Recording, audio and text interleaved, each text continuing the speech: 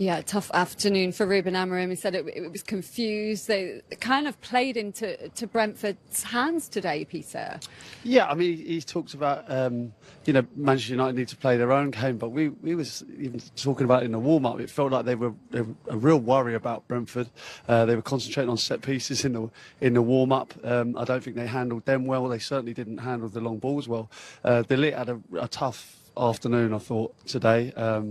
I think he was bullied at times by Thiago. He found it really difficult against him. There were long balls. He was losing headers. He was out of position at times. And, if you consistently make errors like that, you're going to get punished. It doesn't matter where you are. Brentford have got players that can punish you, and they did just that today. We're not seeing that improvement, are we, from last season that the fans were hoping for? Are we going to see that improvement in this system with these players? No, I don't think so. I think he's had a long enough time to implement what he wants. Like I said, the not having the European football and preparing for a game like this, Manchester United away at Brentford.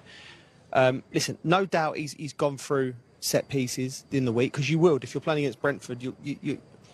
But I think there's a culture. It seems like the culture. I don't think it's just a Ruben Amorim problem. I think there's massive problems around the club.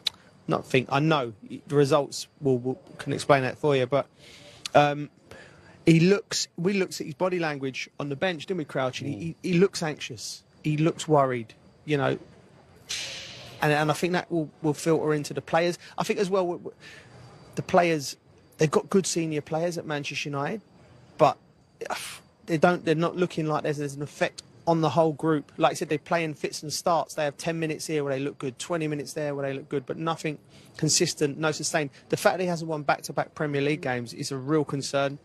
And they've had money spent, signings come in, and also you said it's a problem with the culture, but they have been able to move players on who he felt weren't right in the dressing room, Peter. Yeah, I think there was definitely an attitude issue, with some of the players. I think at Manchester United, I think they've moved on some of those problems, but I don't think it's proved again today. There's still a long way to go. I think they've signed good players. How much time do you give the manager? I think since he's come in, he's had a really tough time. He's got what you'd consider certainly his own front three, and things aren't clicking again. I mean, the Grimsby game was not of a Manchester United standard. Burnley, they were lucky. Chelsea, we had a man sent off. There have been good moments for United this season, but again, a really disappointing one again. And I think if things don't change, as quickly as after this game, then the Sunderland game for him is absolutely massive. A promoted side going to Sunderland, you have to get a result, otherwise they have to look at things. They haven't won a Premier League game, Joe, since March without scoring a penalty or the opposition having a player sent off, which is just a remarkable stat. Yeah, it's remarkable. Like I said, I think it's culture. What don't help is every player that leaves Man United going and hits the ground running wherever they go. So that tells me there's something in the harmony of the whole club, the group.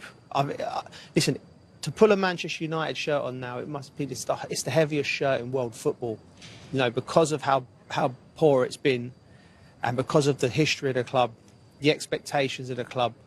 So that the manager's job, first and foremost, is to bring harmony and rejuvenate the culture, not to try and make it what it was. You're a million miles away from that. Forget about that. That needs to be put in a box, tucked away. Respect the past, because it is a beautiful past, a great part for the club. But whoever comes in has to find a way to galvanise, first of all, the players, because we know there's some good players here.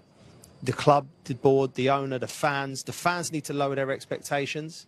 They need a different direction, in my opinion. In terms of the manager? In terms, yeah, it is. And I Lindsay, I don't like saying that because, but I think for him as well, he was the bright young spark. People were talking about him like he was the Messiah coming into Manchester United and was going to sort everything out. And that's how high his stock was when he left Lisbon. So he's clearly a good manager as well.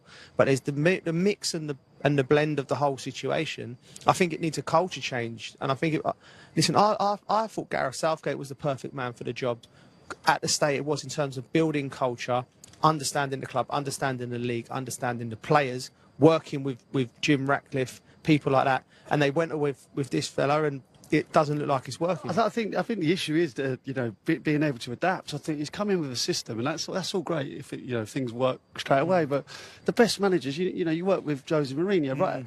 Within half an hour, if something's not working, 3 subs are coming on. You know, you're changing the system. And how do you get consistency if other teams can work out how to play against that, knowing that you never change? That's what I'm saying. Like you know.